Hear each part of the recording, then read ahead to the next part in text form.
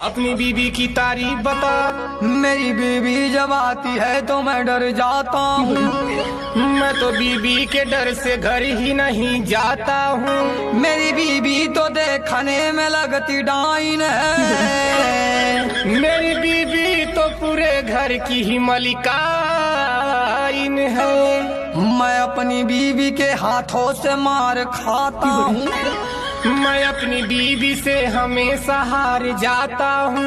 मेरी बीबी रोज beauty parlour में जाती है।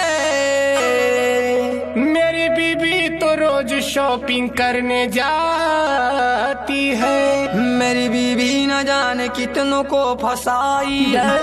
मेरी बीबी तो इसमें पहला स्थान लाई है। क्या तुम्हारी बीबी ने तुमको इज्जत से पुकारा है? हर मेरी बीबी ने आज मुझे गाली दे दे